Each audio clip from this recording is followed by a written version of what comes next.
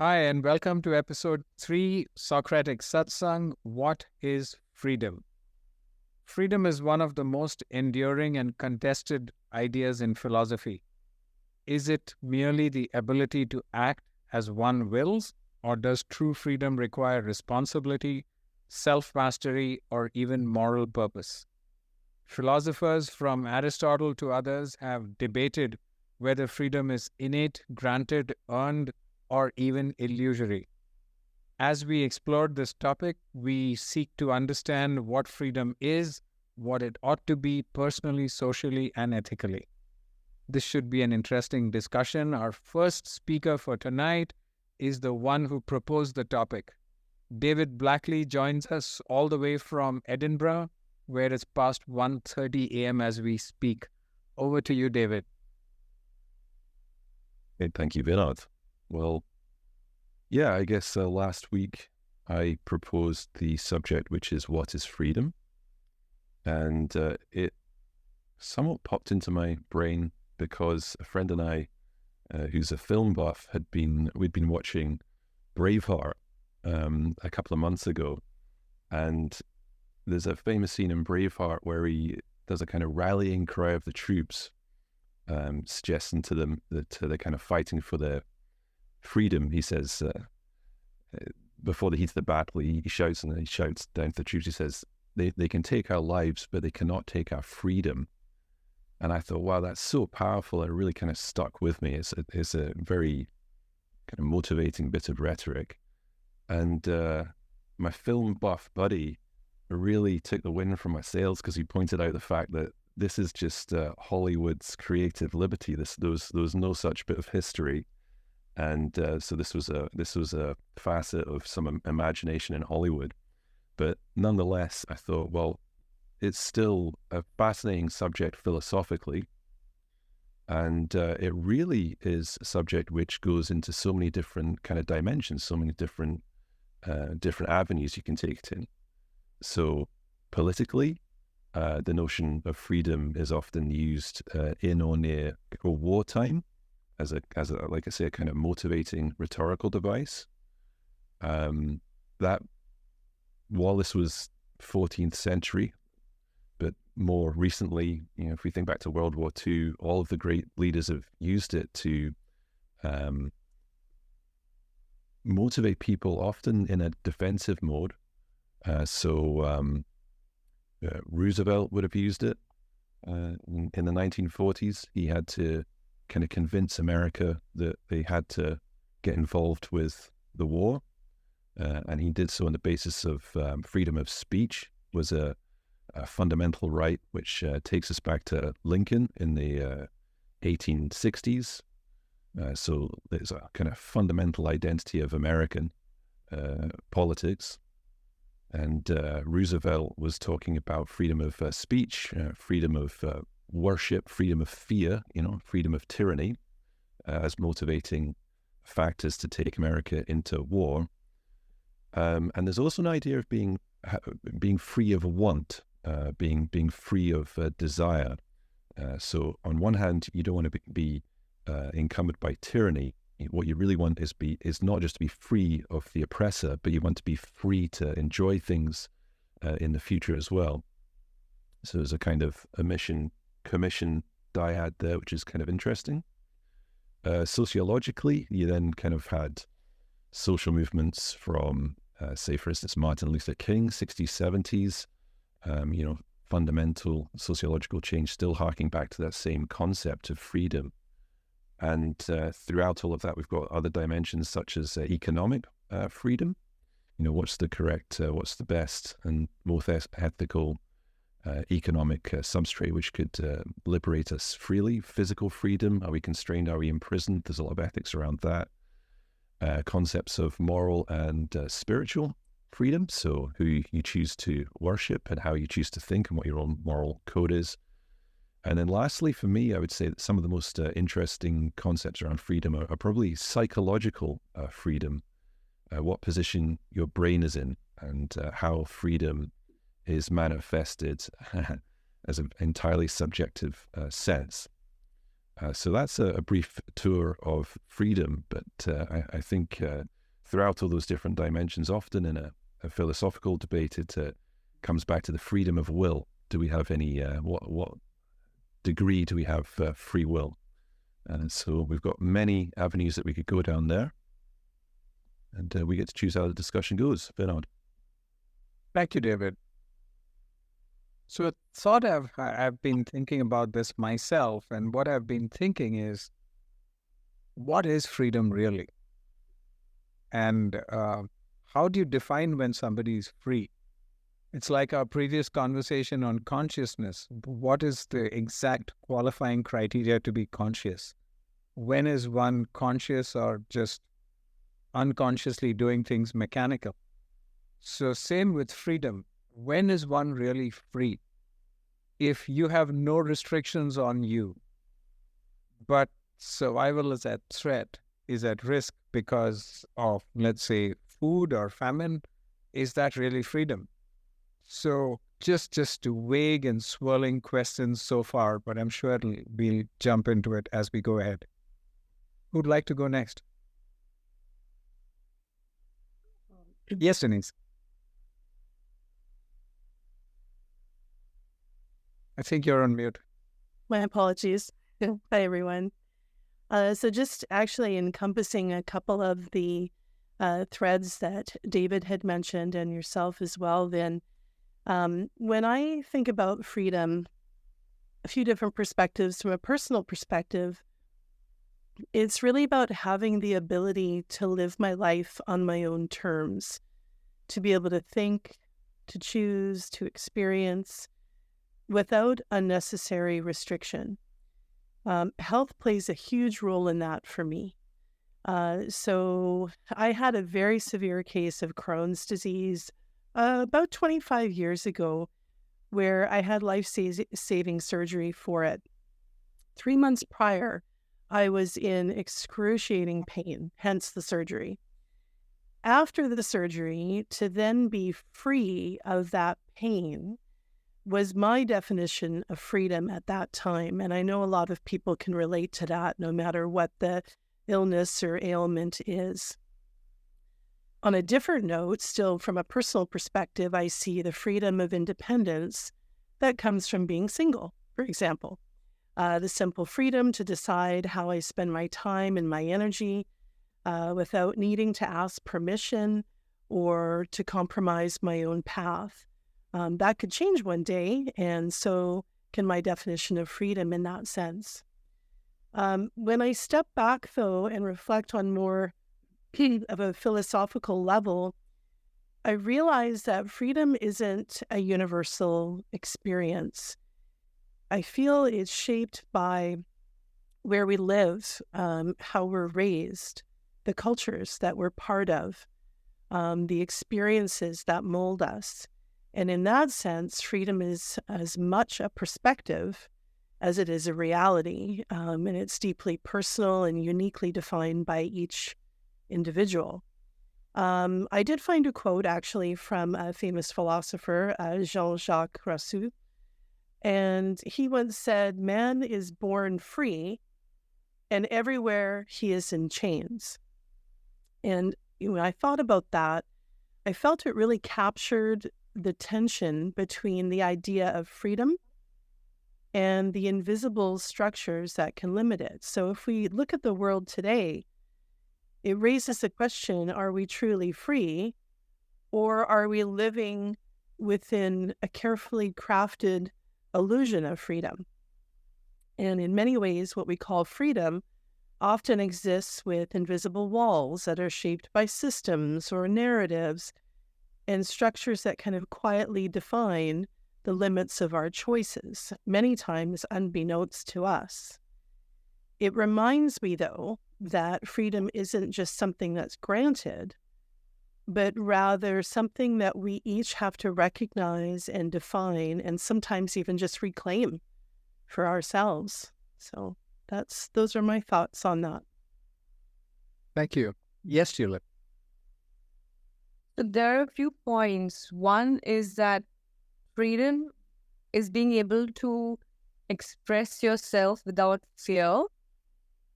2, are we free? Or is it just an illusion? Then 3, like David said, freedom has many aspects, right? And the 4th point is when, as a Vedic astrologer, when I do readings for people, and they ask me, like, if I'm going to be reading a person's birth chart, so are they destined to do things? And if so, what is free will? So what I believe when I'm reading the chart, it's fascinating. I mean, I can go on about that, but I do see things. So I can say we are destined to do things, but how we react to the situation is our free will, is our choice. So, yeah. Wow. Thank you. Who's next? Yes, Kevin. Thanks, Vin. In Canada, we have the Charter of Rights and Freedoms. And one of the things that bothers me about the Charter of Rights and Freedoms is, I think there's a section or an Article 33, the notwithstanding clause. And I guess it comes back to the, are we living in an illusion of a free society in Canada? And I'm saying, yes, we are, because according to that little section, that notwithstanding clause, I mean, the provincial government of Quebec can say you can't have an English-only sign on your business. And that, in United Nations, I think they would say that's a oppression of somebody's right of expression. But in Canada, we allow that. And I've noticed that in Canada, and especially in places where if you're a liberal or a socialist, you get a lot more leeway into what you can express versus what happens in Souk, say. This morning I picked up the Souk local newspaper, and they had election coverage. And so they had a statement or an article on the NDP candidate, who's the mayor of Souk. We also had the Liberal candidate. We had a little paragraph from the communist leader, or the communist candidate, as well as the Green Party candidate. But the Conservative, I guess, just didn't make the publication. Now, as a conservative-leaning person, I'm thinking, yeah, this is typical for this little tiny paper, because I've noticed that the slant in the paper is somewhat left-leaning. So as much as I'd like to think I've got a freedom of expression, I know that in this town and on my street, I try and keep my conservative views to myself. I don't feel safe in expressing that. Wow. Thank you. Thank you, Kevin. Rick? Yeah, I just wanted to comment on what Kevin was saying there. I think there's a little bit of confusion over freedoms, whether we like it or not, the way the press leans. That's the freedom of the press. They have the ability to print what they want and leave out what they don't. Sometimes it can be abused. You have the ability, I have the ability to say what I want, but I don't have the ability to say, you have to print what I think. You have to interview the candidates I like, whether it's one side or the other. Now, is it morally right for them to do that? Maybe not, right? That's a different topic. But I could go on, but when I have my own turn, I'll go on a little more. Thank you, Drake. Kevin, you had a response? Yeah, just Drake, in the fairness of journalism, if you want to present the story, you have to present all sides. That's all I want. Present all sides. May not agree with it, but present it. Be fair. Thank you. Okay. Anyone else? Yes, Drake. Okay, so that was sort of getting me started on something there. I didn't want to get too far in because it was just a rejoinder, but there's freedom, personal freedoms, which we all have and exercise to certain degrees. And then there's societal freedoms and what society as a whole has for freedom.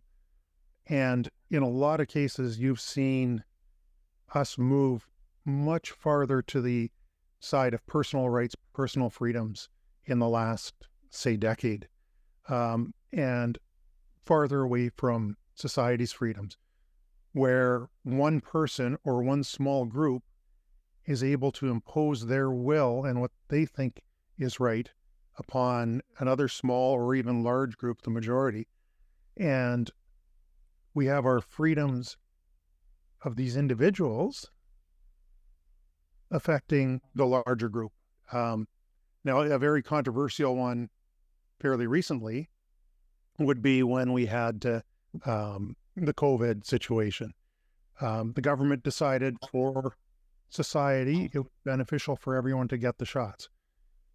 So they decided that you had the freedom not to get the shot, but you weren't able to go to access certain services. Those services and businesses had the freedom to allow you to come in or not. And to say that I'm not going to take this, but I'm still going to come into your business. Now you are imposing your personal freedom upon another group, society, whatnot. And like I say, it's a very controversial topic, but if you look at it, it can apply in many different situations where an individual has certain freedoms. And if you take it to the ultimate level, if I've got the freedom to do anything, then I can do anything I want and impose it on you. I want to drive your car. I'll just take your keys and drive it, right? It's the freedom to choose the car. I'm sure you wouldn't appreciate, or anyone else wouldn't appreciate, me exercising that freedom. So there has to be reasonable limits, and we can't control everything. And we don't all agree in society, but we have to try our best to accept the freedoms, personal freedoms that people have, and let them express them where it's not interfering with the freedoms of others. And that was basically my point there. Thank you, Drake. You know, just going with what you spoke about, India got freedom from British rule in 1947. And there were people who had opposed the colonial rule, and they were called freedom fighters who fought generationally, in fact, for decades for it. The funny thing is that the day independence or freedom happened, there were mobs of people walking into stores, picking up things, saying, we fought for freedom, now everything is free. So I guess we got to look again a little bit into the meaning of the word. And it's interesting, in Hinduism, they say life and death are two sides of the same coin.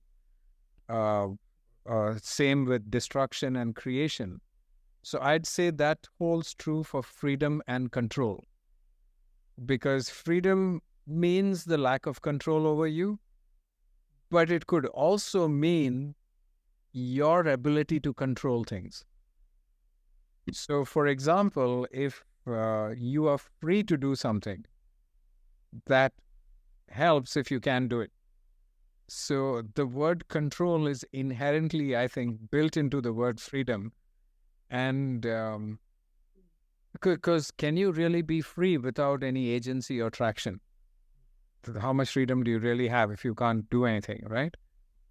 And then I think of what are the tools to freedom.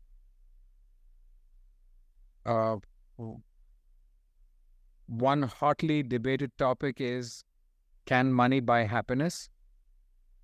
Clearly no. But I think money can definitely influence freedom. Because money gives you agency to buy things, to travel, to educate yourself, to get yourself better health. So I'd say money would be a tool to freedom, one of the most powerful tools. And we would need to explore as to how far control goes into, or agency or traction goes into the word freedom itself. These are my thoughts. Yes, Tulip. There's also, when you were saying about the term, so you get this, like when you buy stuff, they say it's like free or whatever free. So it is without sugar, or you're getting that free with it. So that there's again two sides of the word free. Yeah. Thank you. Who's next? Gagan, something from you?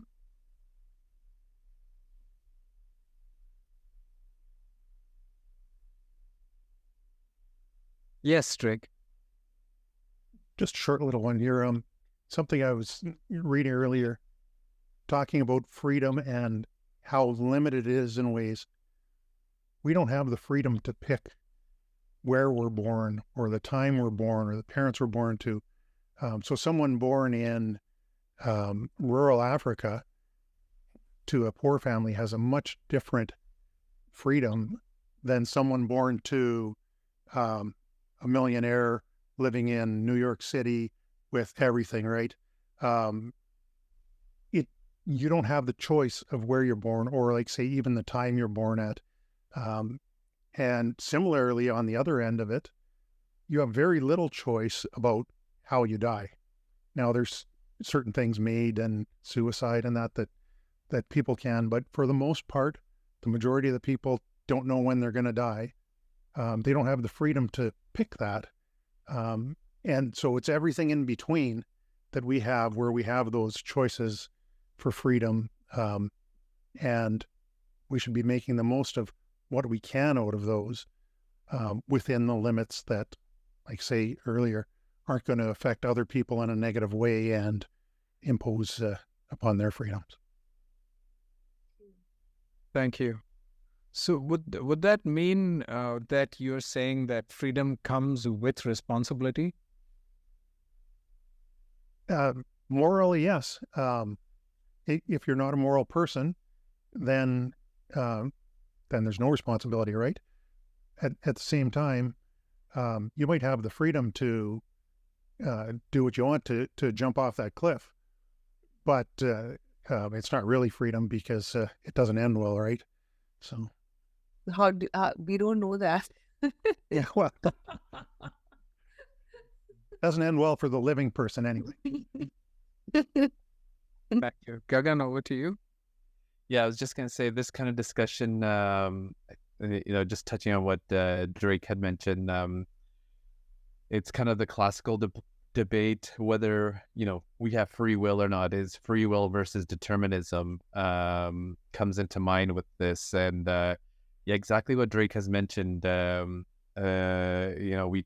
don't have any freedom in this existence. It was an action that's been made from our biological parents that they've made an action, and now we're here. So to the root of it, I know Tulip has mentioned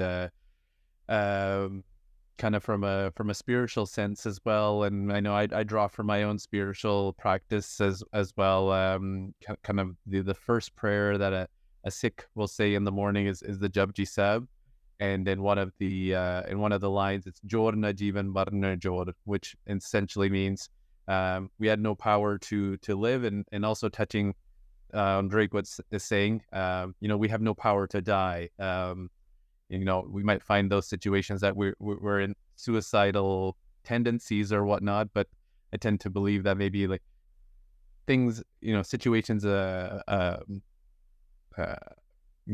above us or other, there's 8 billion pinpoints that are hitting us every day may have pushed us into that situation. So, that's what I would say. Thank you, Gagan.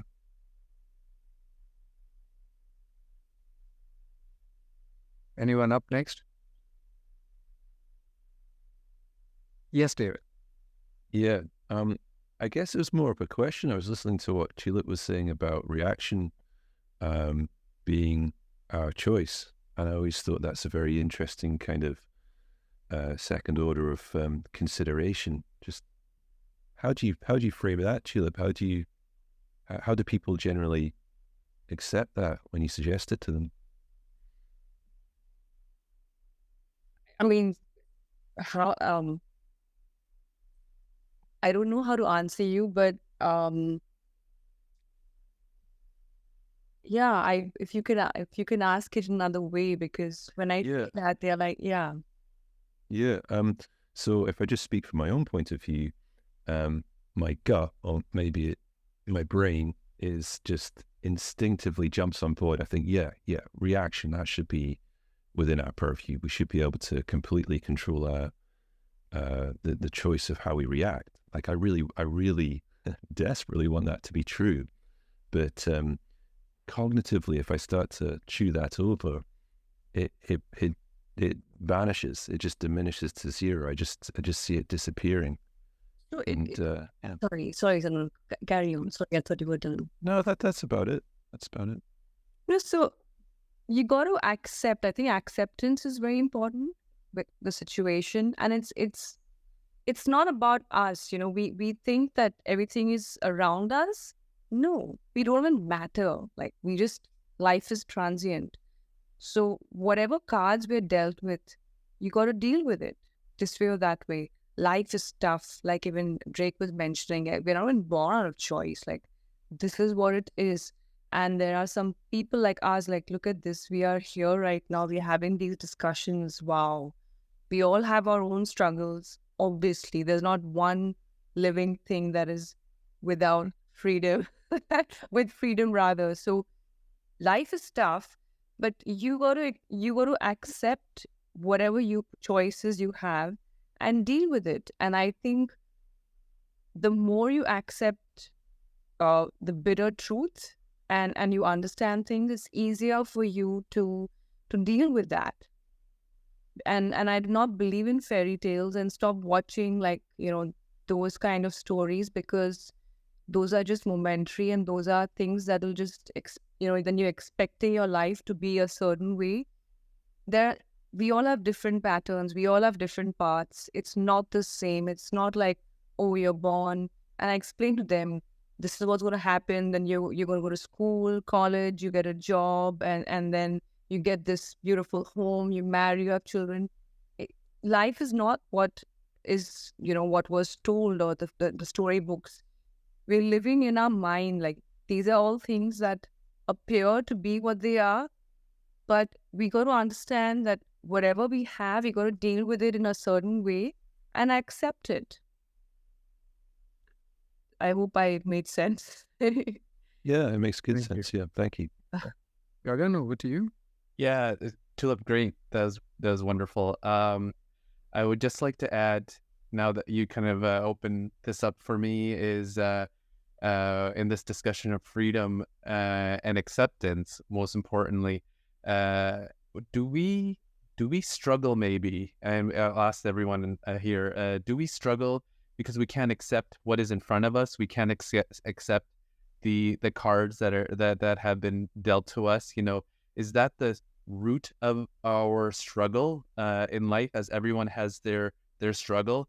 And then second, is it wrong? Is it wrong to be struggling? I mean, sometimes struggle and going through the struggle and either you accept or you somehow come out on the other side of it. Coming out on the other side of it, you may produce some good. Sometimes it takes struggle to produce some good. So some of that struggle is rooted in desire. Sometimes maybe our desire or a goal to come out on the other side of something. So is struggle the root of struggle, not being able to accept? That's okay. I had a rejoinder to what Tulip had mentioned earlier. It's along the same lines as what Gagan said. I'm not too hot on this acceptance thing, because sometimes you just have to put in the work. You may hit an impasse, you may hit an obstacle that's bigger than you, and you have to put in the work. You have to build the muscles. You have to learn the strategy. You have to increase your coping If you accept, none of that will happen. So I think that I'm not saying that you just go and pursue impossible tasks and land up in trouble. So I'm not pro blind positive thinking, not pro being negative either, but completely pro being intelligent and taking each issue apart separately. But I'm not too hot on acceptance. I think when an obstacle comes, you say, okay, how do I figure this out? No, sorry. 1 second, Kirstyn.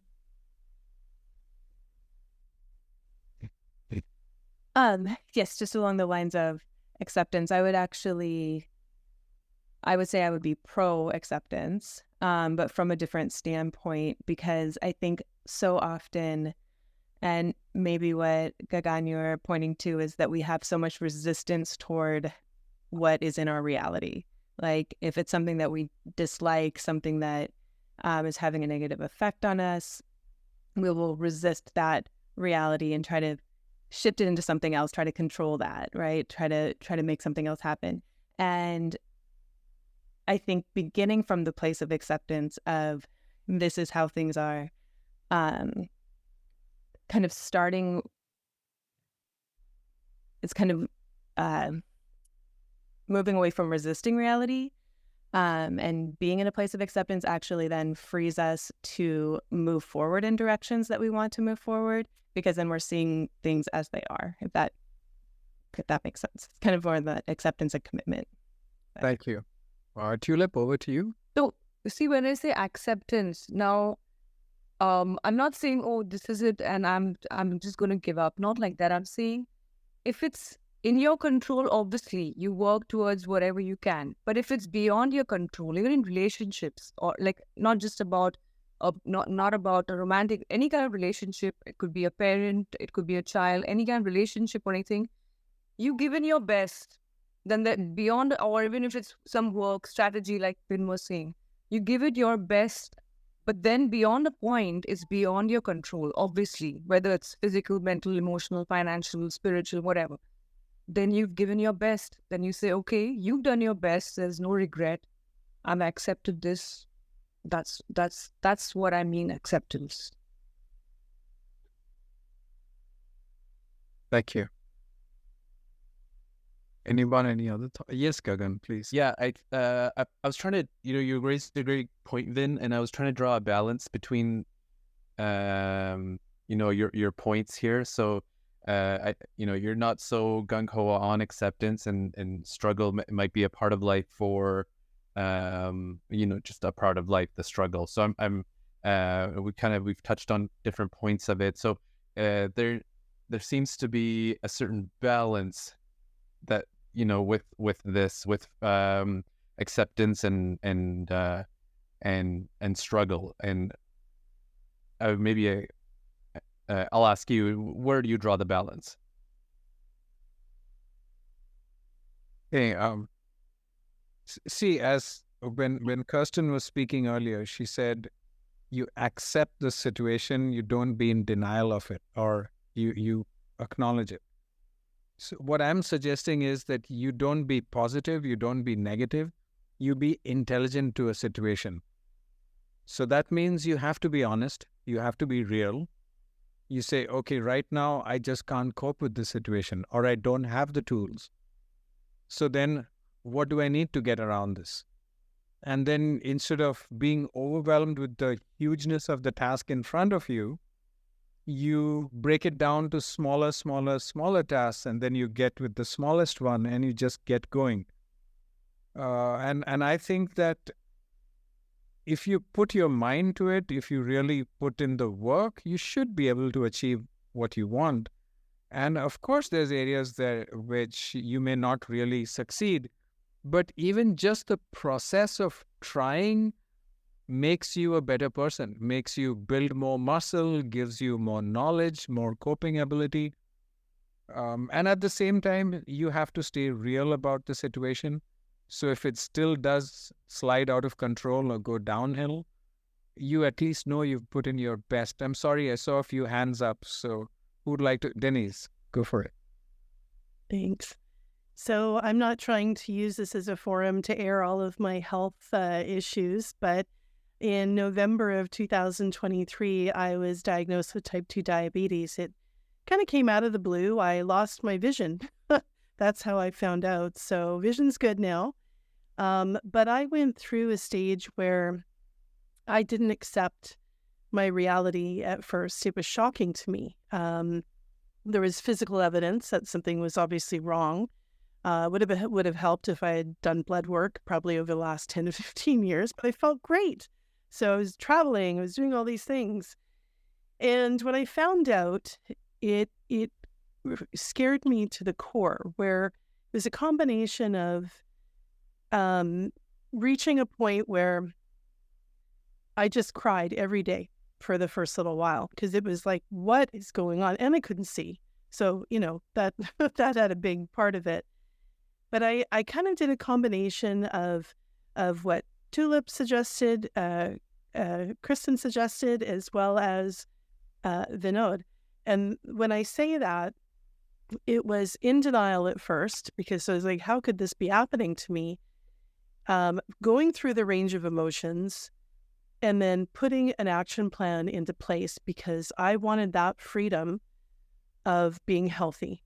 I see enough examples with my clients and with other people in my life where they are constrained by their health issues, and that just gets worse and worse and worse over time.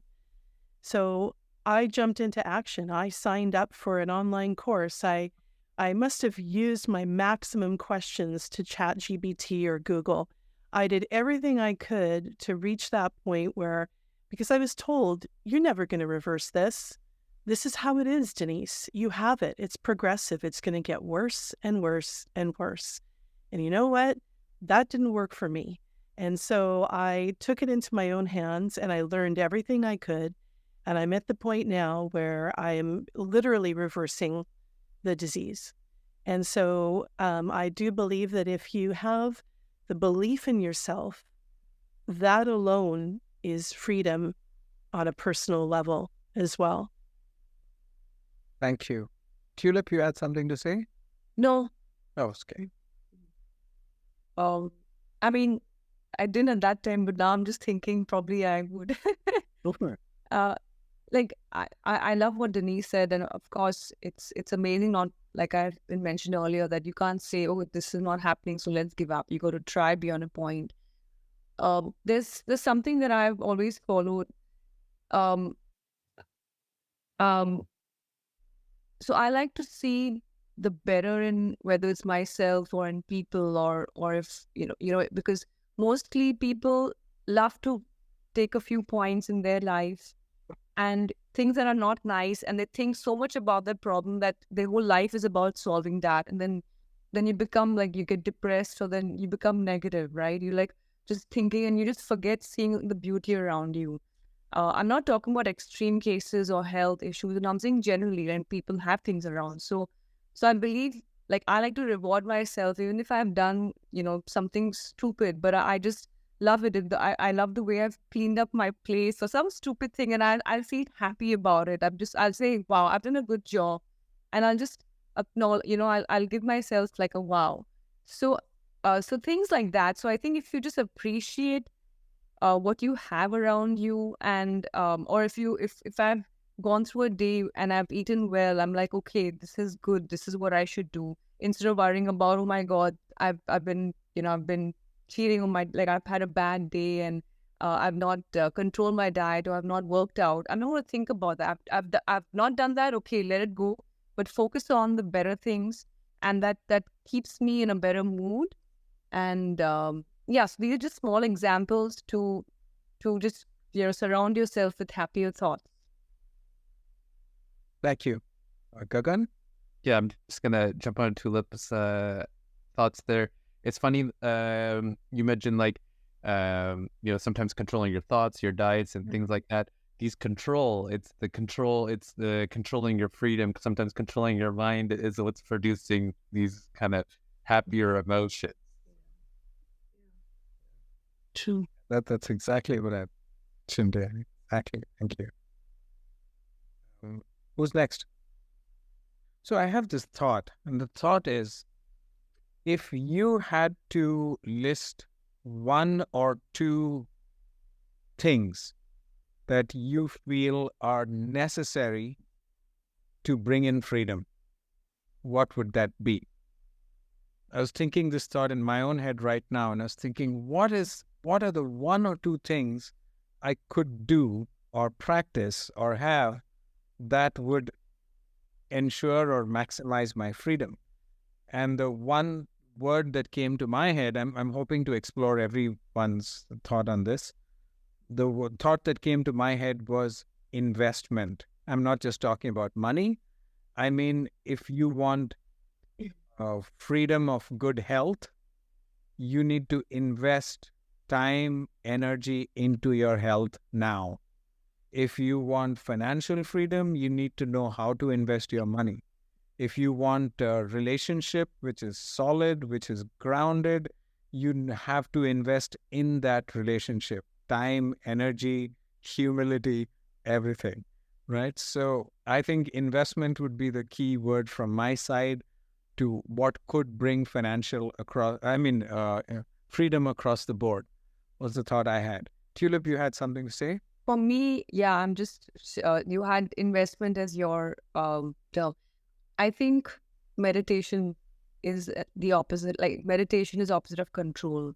So understanding what it is, living in a meditative state. Thank you. That's pretty deep. Any other thought? Yes, Denise. So obviously, as a meditation teacher, I'm wholeheartedly agreeing with what Tulip just said.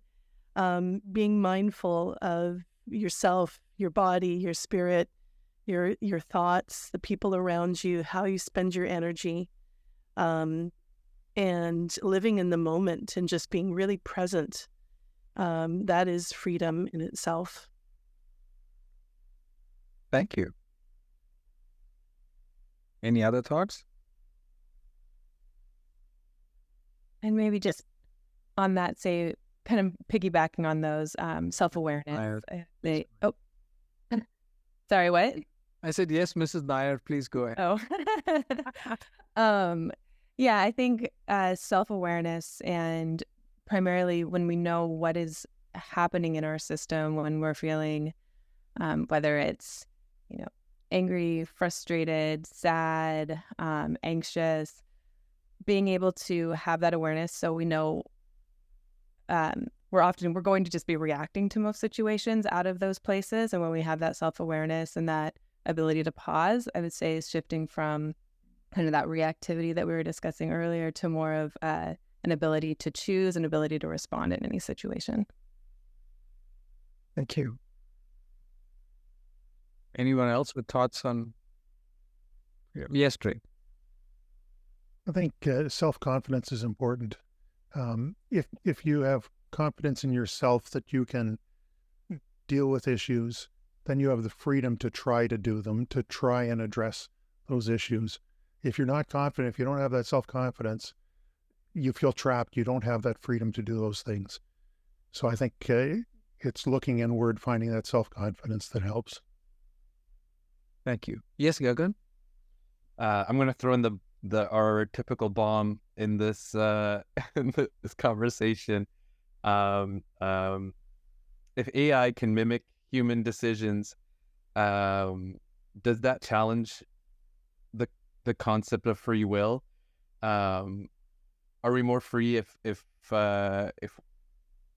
we delegate like a program, like an algorithm for making decisions, as AI is starting to make some decisions for us, and if it can mimic the human mind and then the human cerebral cortex of that decision making. Now, what can we say about free will in that context? Thank you. Over to you, Drake. I think in that case, we would be as free as we choose to be. We could continue on, and it's just another entity, whether human or artificial, and it has, or we have our own free will. If it does or not, I don't know. But we could also see that as a big problem and let it control everything and submit to it and lose our free will. So I don't think it necessarily has to be one or the other. It's our choice of how we deal with it. Thank you. Tulip? AI does not have consciousness, what we have. And that's what I think our topic was, right? What consciousness means. And so that can never happen. Thank you. I feel like we're being pulled back into the first debate. This time, rather. We should have one where we mix all of it.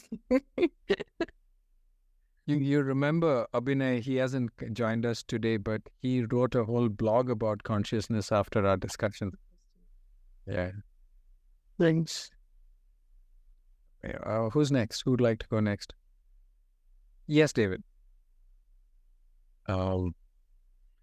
Yeah, I was listening to what you said, Vinod, about the idea.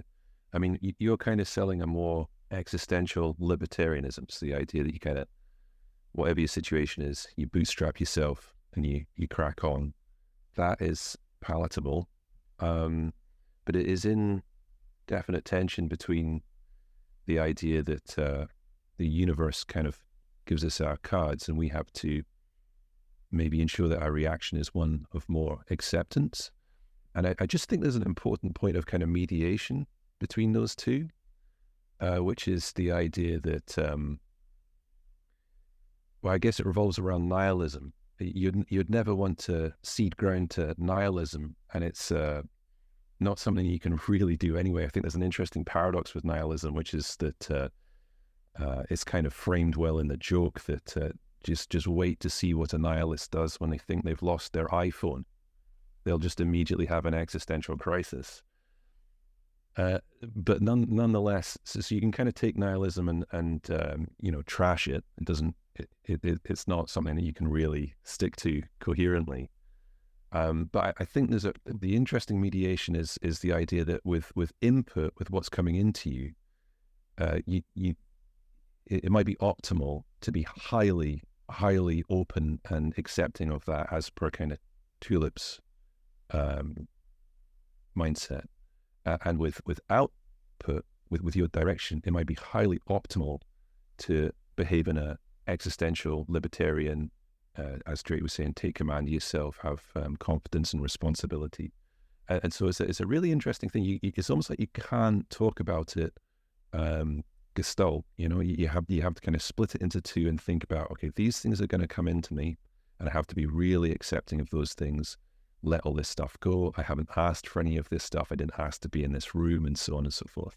But when you're outputting, you need to discharge that and separate it. And in your output section, you need to say, okay, well, I've got to take responsibility. I've got to think about broader ethics. I have to be, kind. And, even if the stuff that is coming into me is, just a maelstrom of nonsense, you have to behave properly in your output. So just wanting to throw some light on on both sides of that coin at the same time. Yeah, I love some of the things you just said, David. They were pretty deep. I'm looking at it also from the point of view of everyday living. When you are in a situation, whether it's financial, whether it's health, whether it's relationship, we've got a lot of things happening. Many of us have many balls in the air. And at any point, you can only concentrate on so many. The more you concentrate on, the more you dilute your level of intensity, energy, abilities, right? So ideally, I'd like to go with an 80-20. Identify the 20% activity that will give me 80% result, and then just get to work. And see, an example I could give you is my autism, okay? Part of my autism comes with something called face blindness, or it's also called prosopagnosia, wherein I am unable to read your expressions or your tone when you speak to me. And equally, I have no idea about my own tone and my own expressions, especially when I get excited. So I can be completely out of sync in a conversation, because I could be laughing at something serious, or I could be having an expression that I don't mean to have at all, but it just comes out. Sometimes my tone comes out as something that I don't mean at all, right? And this has been since childhood. Now, you can say, okay, this person has prosopagnosia, this person is face blind, so they're going to be like this all their life. Acceptance, reality, true. But then you also say, what can I do about it? How can I cope? What are the other things I can do? And just like a blind person starts developing other senses, you start learning things like masking or just having sharper other senses that will help you compensate for what you can't see directly. So, and at the end of it, you might not, I might not be, 100% yet. There are gaps that come, but I'm still far ahead of where I was when I started out. And that's what I mean by, let's say you're in a relationship and you have a habit or you have something which is just terrible. Okay, maybe you have anger issues, maybe you have neglect issues, you can't help it, you neglect your partner, or you just can't help it, you get angry. That doesn't mean you just say, this is who I am, and you let it go. You invest in, when I say invest, I mean you figure out what is that 20% that's going to give you the 80% result in that relationship or in that situation, that problem. And you invest your time, you invest your discipline, you put in the work. Even if you don't become perfect, you'll still be a lot better than what you were, which is a win. And that's my point of view. My point of view isn't about, fake it till you make it or just keep at it. No. I mean, be intelligent, be aware, and keep working towards it. That's what I thought. Yes, Tulip. Yeah, I completely agree with what you just said, and a little going back to what I was when I say acceptance. There are a lot of people when I do their readings, they got to be realistic, because there are things sometimes, like I said, it's beyond your control. When I'm just trying to think of examples, like when you are a certain way, like you can do your best, but given your circumstances, beyond a point, if it's completely off track, you don't expect that to happen. That will not happen. That's what I mean. And if someone, you're like, for example, if you're in love with someone, if they're not interested, that's beyond you. So just let it go. Just accept it's not going to happen. You know what I mean? They have their own life. This is just like an example. I love what you just said about giving your best. But if it's within your control or within your reach, you got to be real about it. Yeah. Thank you. Who'd like to go next? Yes, David. Vinod, how do you feel about the notion that your own mindset is basically a composite of all your prior experiences and your nature? So when you go to draw on your discipline, you find it there, not because you've engineered it, but because of your circumstances, which you didn't freely select. Not to question your outlook, which I agree in terms of the pragmatic worldview, but just in terms of the philosophical basis. Well, what are your thoughts on that? I just agree with you fully. I think you're absolutely right here. And I'm happy to work with what I have. Okay. It's true. What you said is just true. It's right. Oh, okay.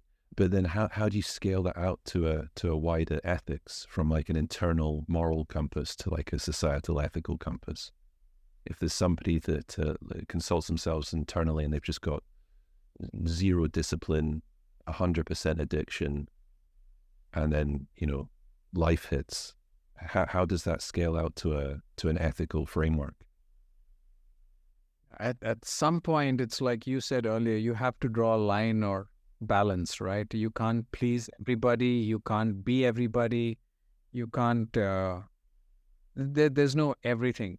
but you can focus on what's important to you and work on that, which is why I was talking about the Pareto principle, or the 80-20 as it's called, because there's only so much you can do.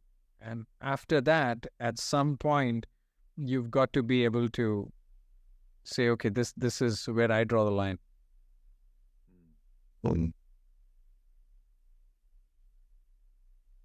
Yes, Gagan. Oh, I typed it in our chat here, but I just listening to everyone speak about their struggle is it's beautiful. Like everybody has their unique struggle, and it's just a handful of us on this call over here, but there's 8 billion other people around the world going through their unique struggle and their unique certain circumstances, and it's just sometimes we're so narrow focused on look, our perspective are looking at our unique struggles, and we can kind of just sit in it, and it can overcome us. But like we've kind of mentioned in the different philosophies here, good and bad, yin and yang, life and death, it's all part of the same coin, struggle and whatever the opposite of struggle is, it's part of the same coin, and you can kind of you can look at it either way. It just really makes life really beautiful, and sometimes we just get stuck in our own microscopic view of it. I'd say looking at Braille is hugely inspiring. Imagine if you are blind. You just cannot see. That's a whole part of your life that you have no access to.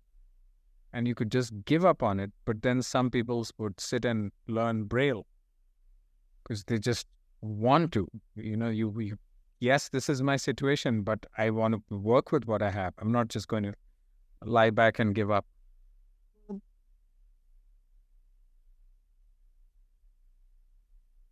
Any other thoughts, anybody? Yes, Kevin.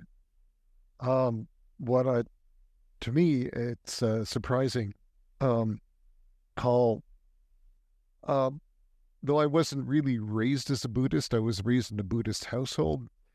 A lot of the discussion tonight has been sort of dancing all around various paths to enlightenment, like right concentration is one of the 8 paths, and that means getting the practice of meditation.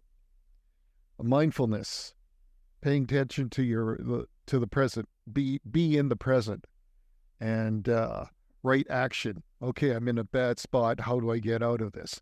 And you guys, I'm not trying to convert you to Buddhism, but because a lot of you are, on the right path. The problem with Buddhism is one of the 4 truths, and it's saying, I'd hate to be the marketing manager for Buddhists, because it's like life is suffering is truth number 1. And let's get on board with that religion. Yeah. So anyway, guys, it's been very enlightening just to hear you guys speak tonight. It was I was very hopeful for the future of this, country, this planet, this province. It's nice to hear you guys. Thank you. Thank you, Kevin. Anybody else? Nothing? David, would you like to? Oh, sorry, Drake, go ahead. Just thought I'd give one more comment from that great philosopher, Chris Christopherson. Freedom's just another word for nothing left to lose. Wow, that was deep. Thank you, Drake. Anybody else, or shall we go to David for summarizing, wrapping up? Yep, over to you, David. Okay, well, that was fascinating. We had Denise introducing us to some interesting quotes, like man is born free, but everywhere he's enchained. And I think that paradox kind of encapsulates some of the whole conversation. As just so clearly 2 different sides to the same view. It's quite remarkable. Tulip mentioned through Vedic astrology the importance of reaction, how we might be able to control our reaction. And Kevin was talking about our rights, perhaps being somewhat contingent. Drake introduced the concept of thrownness. We're all thrown into this situation, and we don't necessarily choose our circumstances. Gagan, you were talking about acceptance, and Kirstyn seemed to be in the pro-acceptance camp as well, which is where I find myself with the thoughts that come to us and our situation. We have to accept it. And Vinod was inspiring us with a message of hard work. Thank you, Vinod.